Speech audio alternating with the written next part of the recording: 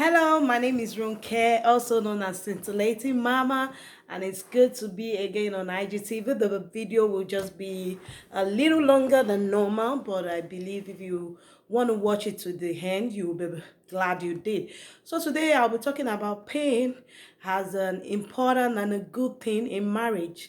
Many people complain of having pain in their marriage, and when I talk about pain, you must understand that most times it's not a physical pain. Yeah, sometimes pain in marriage could graduate from your emotional pain, spiritual pain to physical pain. But for most people, it stops at the area of emotional pain. They go through a lot of heartaches, they go through a lot of heartbreaks. They go through a lot of emotional pain that cannot be expressed. When you have a physical pain, you can complain, oh, this is the part that is paining me, this is what to do. But when it comes to emotional pain, most of the time we can't express where the pain comes from and how we are going to handle the pain. And this is something that happens in marriage. But I want to let you know that pain is actually a good thing in marriage.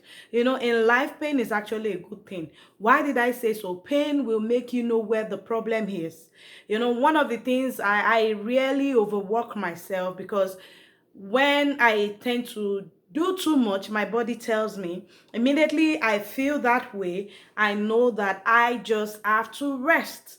And it's the pain I sense in my body that makes me know, oh, I've been going through too far. I need to rest. How do I know my body is not feeling well? By the pains we experience. How do I know if I put my hand on fire, I have to remove it from the fire? By the pain I experience, because the fact that I can experience pain means when I put my hands into fire, I immediately bring it out because of the pain. But if I cannot experience pain until my hand is cut off or the whole hand get out, there's nothing I would do. I would just stay there and be enjoying it. So pain is actually a good thing. Pain is something that lets you know, number one, that you are alive. If you are not alive, you can't feel pain. And number two, will let you know where you need to solve the problem. So when we talk about marriage, I say pain is good, because pain lets you know that the person is important to you. You see, when you are in a marriage and you're still experiencing pain by what the other party does to you, it's good news, because it lets you know that, oh, I still love this person. Because if you don't love them again, most of the time, whatever they do, you won't bother.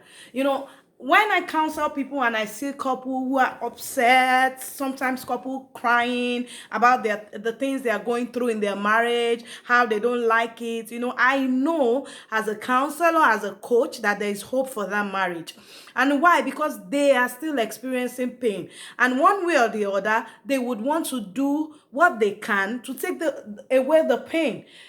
But if I see a couple who don't care, they don't care what the other party does, the wife sleeps around and the husband was like, well, I do my own, she does hers, whatever she wants to do, let her do, I'm okay with it. When I see situations like that, I know that this is trouble. This is like divorce already, because the pain is no longer there. The both parties has just left the other party to their own, and that is a dangerous point. So I don't know, whoever you are, you're feeling emotional pain, you are going through pain in your marriage, you are not happy about the way your marriage is turning out, you are not happy about the way your spouse is treating you, the children, you are not happy with the relationship you have now.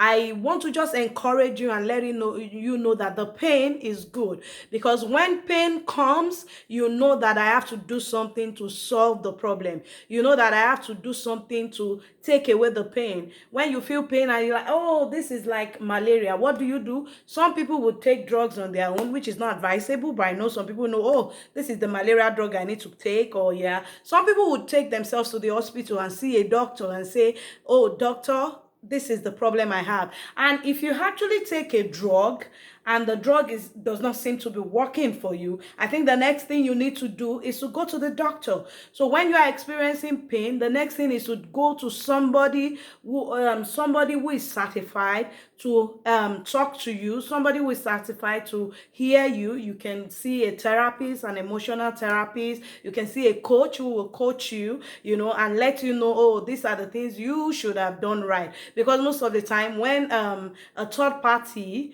who you don't even know before comes into the picture, the person gets to like understand the issue and is impartial. Unlike, okay, you go to meet, maybe you have a problem, you go to meet a mother-in-law or a father-in-law, there's a level, there's a kind of partiality that can come in, and the people taking sides because they know you, or because they feel, okay, this side is the innocent side, this side is a guilty side. But whatever stage you are, I want to let you know that pain in marriage is good. Pain makes you know that that person is important to you. You see, nobody can hurt you as much as the person you love. When you love somebody so much and they do something to hurt you, you feel the pain more than somebody you don't know from anywhere hurting you. You don't feel any pain. You just, most of the time, you just ignore the person, or you wonder, probably the person is mad or there's a problem with it, and you let it go. But the more close you are to the person, the more your emotions are attached to the person, the more you feel pain when an issue comes into the home. And when you feel pain, don't just endure the pain. Don't live the pain and not do anything about it. It's time to act about it. It's time to pray about the pain. It's time to see people about the pain. It's time to treat the pain. It's time to see what you can do as a person to reduce this pain. It's time to get help from professionals. It's time to take a step. So the pain is not there just to make you relax and feel, well, I'm just in pains. Well, things can't go on well in this marriage again. Well, I think I need to give up. Do we give up on our lives or our legs? One of the ways I talk about giving up in marriage, or when you say, oh, there's no way I can go again, is when you have a leg pain. I make that as an example, and I like, when you have a leg pain and you treat it at home, you use a lot of balms, you use rub, you use amboniki, try to do everything, and you still feel the leg ache. There's a tendency for you to say, oh, I want to go see the doctor. Then you see the doctor, probably they answer you, or they refer you to another doctor who is a specialist in that area. I don't know what they are called, and you go meet the person who is a specialist. And as soon as you get into the office of the person and you tell the person, oh, I have a leg ache, I've not been able to cure it, and it's paining me seriously. And the person say, wow, you have a leg ache. Oh, that's good. The next thing we will do is to cut the leg. What will you do? Most likely you will run away from the place, because you wonder, what kind of doctor is this? What kind of professional is this? And that is the same thing that happens when you have a little problem in your marriage, and the next thing is that you want to destroy the marriage. There might be many other things you can do to the leg. There might be some treatment. There might be just some drugs you need to take to cure the pain that you feel in the neck. There might be braces or something the doctor has to do. There might even be a surgery. If it's something that requires surgery, there might be a surgery, drilling the leg, and but cutting out the leg, it will have to be the last resort. You understand? It will be, oh, we've tried everything we can do. Then we don't see what else we can do. Then we now say, oh, as a doctor, maybe the next thing we need to do is to cut out the leg. But before even a doctor takes that step, they want to be sure that they have tried everything that can be done. And I want you to view your marriage in the same method. Have I tried everything? Have I tried everything that can be done to save this marriage? Have I done enough to keep this marriage standing? Have I done enough? You understand? You have to answer that question. And if you can answer that question, you will know what to do. You will know the step to take. But if you are experiencing pain in your heart, pain in your marriage, emotional pain, you can't sleep at night, you are getting disturbed, you are crying, it's just something telling you that you have to do something to cure this pain. Thank you so much for watching. It's still me, Scintillating Mama. Until I see you another time, I want you to keep scintillating in your marriage. Scintillating. Yeah.